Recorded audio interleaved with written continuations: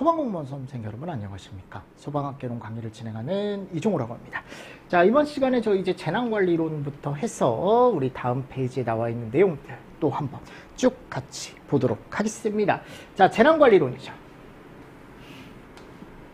자, 우리가 재난관리법에 가보면 재난의 정의가 나와 있었어요. 기억하십니까? 이 재난의 정의는 뭐 국민의 생명, 신체, 재산과 국가에 피해를 주거나 줄 수 있는 재해, 태풍, 홍수, 호우 등 그 밖에 이와 준하는 자연현상으로 발생하는 재해, 화재, 붕괴, 폭발 뭐 등등등등해서 쭉 나와 있죠. 그래서 이거 한번 읽어보시고요. 자, 이론 쪽에서 얘기하는 재난의 특성이라는 게 이런 게 있다. 많이 나오지는 않지만 그래도 한 번 정도는 읽어보실 필요가 있고, 오히려 이제 밑에 있는 요 분류 두 가지를 꼭 암기를 하셔야죠. 그래서 우리가 재난의 분류에는 존스라는 사람과 아네스라는 사람이 이제 분류한 게 있다. 그래서 존스는 자연, 준자연, 인적 이렇게 세 가지의 재난으로 재난을 분류했었고, 자연재난의 종류에는 지구물리학적과 생물학적 재난이 있었는데, 지구물리학적 재난에는 지질, 지형, 기상, 그렇죠? 이렇게 세 가지가 또 있었다. 자, 그럼 지질에는 지와스, 지형학에는 산사태, 염수, 토양, 산염토 뭐 이렇게 외우셔도 되고요. 산염이라고 외우시고, 기상학은 제가 뭐라 그랬어요? 보통 이제 뉴스에 나오는, 그죠? 뉴스에 나오는 재난들, 안개, 눈, 해일, 번개, 태풍 이런 것들. 자, 생물학적 재난 딱 3개 있다 그랬습니다. 세균이나 유독, 그죠? 그리고 준자연재난, 스모그, 온난화, 사막화, 염수와 눈사태, 산성화, 홍수 등등등등.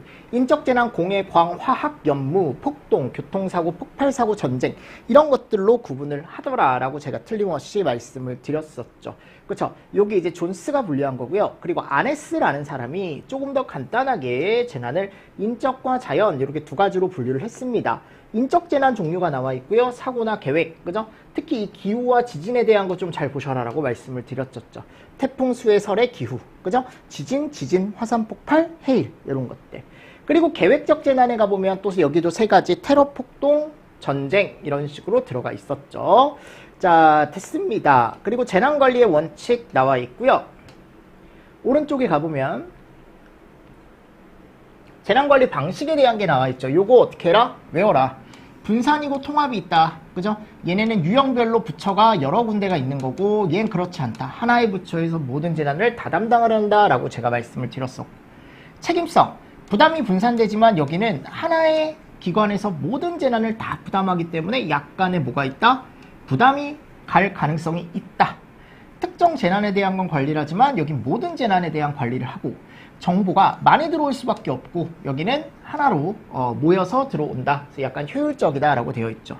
자, 복잡하다, 간소하다. 뭐가 복잡하다라는 거냐면 재원 말령과 배분, 그죠? 왜냐하면 다수 부처가 있다 보니까 여기는 하나의 부처이기 때문에 좀 간단하다. 특정 재난에 대해서, 여긴 모든 재난에 대해서, 그쵸? 부처가 여러 개다 보니까요. 자, 여기 효율성 및 신속성은 부처가 여러 개다 보니까 조금 낮을 수 있지만 여기는 높다.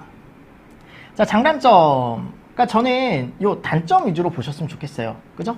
단점 위주로. 그래서 우리가 분산 같은 경우는 난해한 계획서가 여러 가지가 나올 수가 있다. 그죠?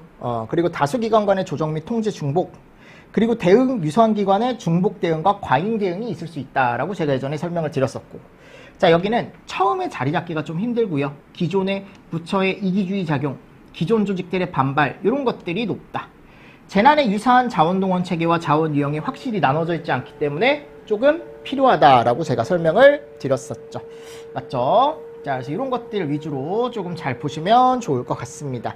됐나요? 자, 이제 관리 방식에 대해서 제가 좀 설명을 드렸고요. 자, 밑에 가보면 이제 하인리가 나와요. 그죠?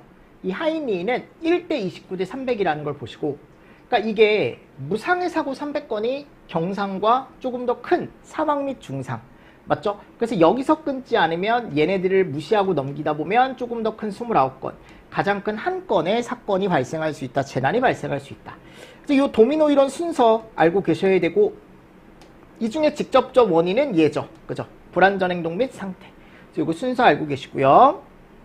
프랭크 버드. 자, 이것도 4M이 중요하다. 우리는 기본 원인 제거가 중요하다라고 얘기를 했다. 600대, 30대, 10대 1. 그죠? 이런 식으로 해서 여러분들 암기를 좀 부탁을 드리도록 하겠습니다. 그리고 프랭크 버드 이론에는 이렇게 4M이라는 게 있다 그랬죠? 그래서 그 4M에 들어가는 인간적 요인이 뭐고, 기계적 요인이 뭐고, 환경적 요인, 작업 매체 이런 요인이 뭐고 관리적 요인이 뭔지 암기를 좀 해주셔야죠. 그리고 얘네는 뭐예요? 이제 우리가 재난관리론에서 4단계 예방 대비 단계, 대응 복구 단계 그에 해당하는 뭐가 나와 있습니까? 행동들이 지금 나와 있는데 얘보다는 우리 요즘 법에 나오는 예방 대비 대응 복구에서 할 수 있는 행동들이 훨씬 더 중요하다라고 예전에 제가 설명을 드렸었죠. 그죠? 자, 그러면 오른쪽에요. 이제 얘를 한번 보겠습니다. 드디어 법입니다, 이제. 그래서 법에 대한 목적 나와 있고요. 요거 꼭 암기를 해 두셔라. 맞죠? 그래서 자연재난과 뭐가 있다? 사회재난이 있는데 이런 것들이 새로 추가가 됐다라는 거. 나머지들은 작년하고 크게 달라질 게 없습니다. 아셨죠? 그래서 우리가 이제 봤을 때 자연적으로 일어난 재난이냐 아니면 사회적으로 어떻게 보면 사람이 원인이 돼서 일어난 재난이냐라고 해가지고 이 두 가지를 확실히 여러분들이 구분을 하실 수가 있다라고 제가 틀림없이 말씀을 드렸습니다. 자, 용어의 정의, 해외재난, 뭐 재난관리, 안전관리, 안전기준, 그죠? 재난관리 책임기관, 재난관리 주관기관에서 특히 재난관리 주관기관은 올해도 이제 출제가 됐다.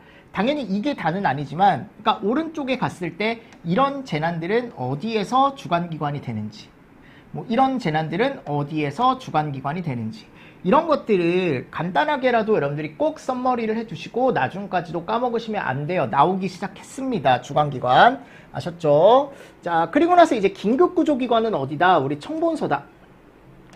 청본서. 자, 해양에서 발생했을 땐 청청서. 맞죠? 그리고 지방해양경찰서 없다 그랬죠? 그리고 본부 없습니다. 뭐 이런 것들 같이 보시고 넘어가 주시면 되겠죠? 긴급구조 지원기관과 국가재난관리기준, 안전취약계층, 재난관리 정보 종류, 국가 핵심 기반이 뭔지 제가 넣어놨고요. 자, 그리고 이제 심의기구 중에 중앙위원회라는 곳이 있다라고 했습니다. 그래서 국무총리가 위원회가 되고 거기에 이제 간사 행안부 장관이 되고요. 거기 갔을 때 이제 심의사항 정도 정리를 꼭 해주셔라. 그래서 재난 및 안전관리에 관한 정책, 국가안전관리 기본계획, 사업계획서나 예산, 수립계획 점검 및 검사, 교육, 훈련, 평가 등 재난 및 안전관리 업무 조정사항에 대한 심의, 뭐 이런 것도 읽어보시고요. 그리고 안전기준 관리사항에 대한 심의, 이런 선포 잘 보시라 했죠. 선포. 뭐뭐뭐에 대한 선포는 다 뭐예요? 중앙위원회 쪽이에요. 자, 근데 여기를 뒷받침해주기 위해서 우리가 이제 조정위원회라는 걸 설치를 한다 그랬죠. 위원장 정도 보시고요.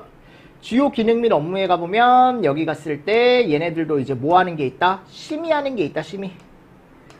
그러니까 국가 핵심 기반의 지정, 집행계획의 심의, 재난 및 안전기술 종합계획의 심의, 국가안전관리 기본계획은 여기서 해요. 아셨죠? 자, 근데 여기 갔을 때 종합계획, 집행계획 이런 것들은 다 조정해서 한다라고 제가 말씀을 드렸습니다. 그래서 요거 두 가지 다 여러분들 심의사항을 확실하게 구분을 해주셔야 돼요. 중앙위원회 심의사항과 조정위원회 심의사항을 확실하게 구분을 해주셔야 된다라고 말씀을 드렸었고, 자, 그리고 중대본이라는 곳이 있다 그랬죠. 중대본. 대규모 재난에 대응, 복구 등에 관한 사항을 총괄 조정하고 필요한 조치를 하기 위해 행안부에 중대본을 둔다. 위원장은 행안부 장관이고 해외재난은 외교부 장관이 본부장이 되고요. 방사능 재난에 대해선 중앙방사능 방재대책본부장이라는 사람이 위원장이 된다. 그죠? 그래서 여기 갔을 때 이런 사람들이 되지만 국무총리도 직접 나설 수 있다 그랬죠. 이런 것도 하나 잘 보시고, 자, 오른쪽에 가보면 국가안전관리 기본계획이라는 걸 제가 넣어놨어요. 그쵸? 기억하시죠? 그래서 국가안전관리 기본계획은 여기 갔을 때 국무총리가 5년, 중앙행정기관이 지금 그걸 보고 기본계획을 작성해서 국무총리한테 제출을 한다. 뭐 이런 식으로 제가 돌아간다라고 말씀을 드렸죠. 그리고 5년 잘 보시고요. 5년.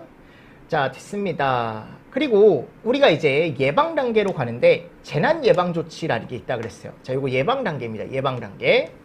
이런 일들을 한다. 국가 핵심 기반의 지정. 이것도 무슨 단계? 예방 단계. 특정 관리 대상 지역의 지정 및 관리 예방 단계. 그래서 여기가 보면 제가 정기 안전 점검과 수시 안전 점검이 있다 그랬죠. 그래서 A, B, C 반기별. D는 월 1회, E는 월 2회. 그죠? 최대한 간단하게 제가 넣어 놓은 거예요.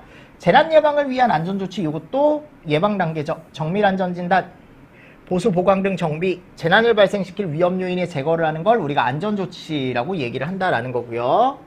재난 분야 위기관리 매뉴얼의 작성 및 운용. 자, 여기 갔을 때 이제 뭐가 나와요? 매뉴얼이 나와. 매뉴얼. 근데 이 매뉴얼은 대비 단계에서 나왔었죠. 그죠? 그래서 시험 문제 우리 이 매뉴얼이 뭐냐라고 했을 때 고를 수 있는 그런 문제에 많이 나왔다라고 제가 틀림없이 설명을 드렸습니다. 대비 단계는 제가 이거 하나밖에 안 넣어놨어요. 왜냐면 얘밖에 안 나오기 때문에 잘. 그리고 재난사태 선포 요거 이제 대응 단계죠. 이제부터. 그럼 여기서 행안부 장관이 그죠? 사람의 생명, 신체, 재산에 미치는 중대한 영향이나 피해를 줄이기 위해 긴급한 조치가 필요하다고 인정이 되면 어디 위원회 심의를 거친다? 중앙위원회. 맞죠? 중앙위원회 심의를 거치고 재난사태를 선포한다. 다만 행안부 장관은 재난 상황이 긴급하여 중앙위원회 심의를 거칠 시간적 여유가 없다고 인정할 땐 중앙위원회 심의를 거치지 않을 수 있다. 그리고 재난사태 선포된 지역에 이런 것들을 우리가 조치할 수 있다라고 나와 있죠. 그죠? 그래서 이것도 제가 예전에 요거 권고가 아니고 이제 금지 이런 식으로 바꿔놔서 강제 조항으로 바꿔놓은 다음에 틀린 걸 찾아라 이런 식으로도 시험 문제가 나온 적이 있다. 그리고 대응에 갔을 때 응급조치에 대한 내용이 나왔었죠. 그래서 지역통제단장과 시장군수구청장이 아래에 있는 응급조치를 할 수 있다. 그래서 오른쪽에 가보면 이렇게 나와 있었죠. 이 중에 이제 소방이 할 수 있는 응급조치가 이렇게 몇 가지 있다. 기억하시죠? 자, 그리고 위기경보의 발령은 관심, 주의, 경계, 심각으로 구분을 하고요. 동원명령이라는 게 있다라고 했습니다. 그죠? 그래서 민방위대를 동원할 수 있고, 직원들 동원할 수 있고, 근데 이게 모자라다라고 하면은 마지막에 갔을 때 국방부 장관한테 동원해달라라고 요청할 수 있다라고 제가 설명을 드렸습니다. 자, 대피 위험구역 설정, 강제 대피 조치, 통행 제한, 응급 부담. 다 이거 여러분들 우리가 얘기를 했을 때 시장군수구청장이 할 수 있고요. 여기다가 플러스 이 사람도 할 수 있다 그랬죠? 그렇습니까? 이것도 같이 적어주십시오. 자, 대피명령이 뭐고 위험구역 설정이 뭐고 이거 다 대응 단계예요. 강제 대피 조치가 뭐고 통행 제한이 뭐고 응급부담이 뭐고 꼭 알고 계셔야 된다. 자, 응원 시장군수구청장 그죠? 시장군수구청장이 이제 옆에 있는 시장군수구청장에게 응원 요청할 수 있고 시도지사도 위에 나와 있던 대피명령, 위험구역의 설정, 강제대피 조치 다 할 수 있다라고 했습니다. 보통은 이제 시군구와 지역통제단장만 들어가 있지만 시도지사도 실시할 수 있다. 자, 그리고 중앙긴급구조통제단 워낙 시험 문제 많이 나왔죠. 그죠? 그래서 이거 어디에 설치한다? 청해. 그래서 단장이 소방청장이고 차장이 부단장이 된다. 중앙긴급구조통제단은 이렇게 세 부서로 구성이 된다. 이게 예전엔 더 많았어요. 더 많았는데 이렇게 세 개로 개정이 됐죠, 최근에. 그리고 중앙통제단은 이런 역할을 한다라고 나와 있고요. 오른쪽에 가보면 지역긴급구조통제단에 대한 내용도 제가 넣어놨죠. 시도 긴급구조통제단장은 본부장이고 시군구 긴급구조통제단장은 서장이다. 그래서 긴급구조 현장지휘대라는 걸 현장에 파견을 했을 때 요원들이 이렇게 6명이 있는데 이 6명을 아까 있던 중앙긴급구조통제단 부서에 이렇게 배치를 하더라. 그죠? 그리고 여기 갔을 때 이제 현장지휘대가 소방서는 소방서별로 설치하는 거고 방면은 2개에서 4개 소방서 본부장 본부현장지휘대는 본부별로 설치하고 권역현장지휘대는 2개, 4개 본부별로 청장 이런 식으로 제가 좀 구분을 해서 암기를 좀 부탁을 드린다라고 말씀을 드렸었고 긴급구조 현장 지휘에 대해서 요 긴급구조 현장 지휘 사항 있죠. 요거는 꼭 암기해라. 그래서 우리가 기본적으로 요 긴급구조 현장 지휘를 누가 한다? 시군구 긴급구조 통제단장이 한다. 됐죠? 그리고 특별재난지역의 선포 누가 한다? 중대본. 그죠? 여기서부터는 이제 복구죠. 복구, 중대본. 중앙위원회 심의를 거쳐서 특별재난지역으로 선포할 걸 대통령에게 건의할 수 있다라고 되어 있습니다. 됐습니다. 자, 국민안전의 날 제가 넣어놨고요. 안전점검의 날, 방제의 날 넣어놨습니다. 자, 이게 뭐다? 여러분들 처음에 1회독 때 외우기가 어려우면 요거는 꼭 정리를 하셔라라고 제가 얘기를 했었죠. 그래서 법규에서 어떤 단계에서 어떤 임무를 맡고 어떤 임무가 행해지는지 말이 안 나와요. 행해지는지 그죠? 얘를 우리가 이제 재난관리법상에서 각 단계에서 뭐다? 임무다라고 제가 얘기를 했었죠. 자, 됐습니다. 자, 그리고 다음 나오는 내용들 이제 조직론에 가보면 이제 뭐 뒤쪽에 제가 뭐 넣어놨어요? 역사 넣어놨죠, 그죠? 그래서 구석기 삼국시대보다는 통일신라보다는 여기서부터 고려시대부터 금화제도나 금화관리자 화통도감 조선시대에는 금화도감 1426년 병조 세종 최초의 소방기관이다. 그죠? 이거 중요하다 그랬죠? 자, 얘가 이제 몇 달 안 가서 수성금화도감으로 바뀌고 금화군 멸화군이라는 소방대가 생겼다. 그죠? 얘는 대신에 비상근, 얘는 상근. 중국에서 수총기가 소입이 됐고요. 후기 경무청이 설치가 되고 소방이라는 용어가 최초 사용이 됐다라고 되어 있고요. 소방조가 설치가 됐고 보험회사나 완용펌프, 소화전 이런 것들이 많이 들어왔어요. 후기 때. 됐죠? 자, 그리고 일제 같은 경우는 이제 중앙 조직이 변천사가 이렇게 지금 나와 있고 결국 지금 다 경찰 쪽에서 지금 담당을 하고 있죠.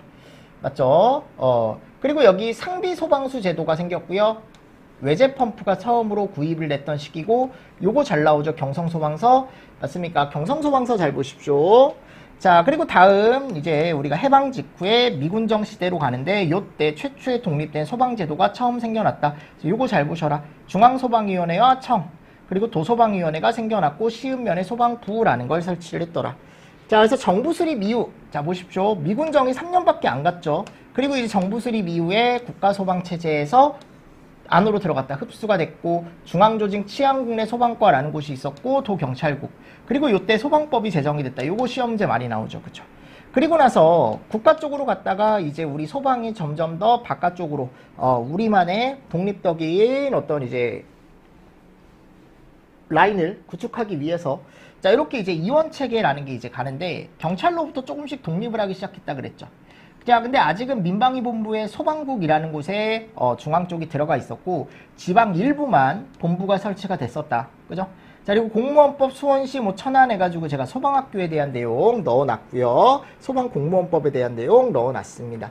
그리고 지금까지는 다 광역이다. 그죠? 광역이다. 그리고 전체적인 내용 한번 보시고 그리고 제가 요거 그죠? 올해 이제 시험 문제가 나왔으니까 요거는 따로 정리를 해놨습니다. 변청과정이라고 해서요. 한번 넣어놨으니까 한 번 더 읽어보시면서 넘어가 주시면 되겠죠. 자, 그리고 소방행정 조직, 국가, 지방, 민간이 있다 그랬습니다. 근데 우리는 이 중에서 그래도 조금 보실 게 이쪽을 제가 예전에 이론할 때도 조금 설명을 드렸었고요. 조직관리 기초 이론에 가보면 우리가 이제 뭐가 있다. 수혜자의 분류와 통제와 복종의 분류에 따라 소방조직이 어디에 들어가는지 읽어보시고 소방조직의 기본 원리에 계층제의 원리가 있고 통솔범위의 원리, 명령 통일의 원리 이거 한 번씩 꼭 읽어보셔야 돼요. 최근에도 출제가 됐었죠. 그죠? 그래서 소방조직 기본 원리 한번 읽어보시고요. 그리고 소방공무원법이나 국가공무원법에 대한 내용 오른쪽에 넣어놨죠. 그리고 소방신호의 종류까지 제가 이렇게 넣어놨어요. 그죠? 당연히 이게 다가 아닙니다. 여러분들 31페이지로 이걸 다 줄이기가 쉽지가 않으니까 근데 최근에 이제 나왔던 내용을 좀 함축을 해서 제가 볼만한 내용들만 여러분들한테 좀 제공을 해드리고자 그러니까 조금 이제 한번 정리를 한번 해드리고자 제가 이렇게 이제 만들었습니다. 자료를 만들었고요. 자, 학개론은 이렇게 해서 끝내고요. 저희 이제 다음 주에 제가 학개론에 대한 새로운 커리가 하나 들어갈 거예요. 기억하시죠? 그래서 그 커리 들어가기 전에 그 안내사항 제가 강의를 하나 찍을 겁니다. 이번 주 내에. 그래서 하나 찍어서 올려드리면 그 강의 쭉 보시고 아 이렇게 진행이 되는구나. 그리고 나서 이후에는 또 어떻게 진행이 되는구나. 아셨죠? 그거에 대한 설명을 다시 한번 드릴 테니까 여러분들이 그렇게 참고해서 조금 보시고요. 그리고 교재. 요 다음 교재가 이제 나올 거예요. 보니까 한 300페이지 정도 되더라고요. 학개론이. 그리고 법규도 한 300페이지 정도 돼요. 그래서 두 개 가지고 여러분들 제가 2달 동안 수업을 진행을 할 거거든요. 그래서 제가 함축된 내용 플러스 이제 심화 이론 이렇게 해서 조금 한 단계 기본 이론 때 배웠던 걸 내가 다 안다라는 전제하에 학습이 됐다라는 전제하에 다시 한번 정리를 하는 그런 시간을 또 한번 가지도록 하겠습니다. 아셨습니까? 네, 그렇게 하시고요. 일단 학개론은 이렇게 해서 제가 요약 강의, 빠른 해독 강의 이렇게 해서 마치도록 하겠습니다. 자, 이번 시간도 수고 많으셨습니다. 수고하셨습니다.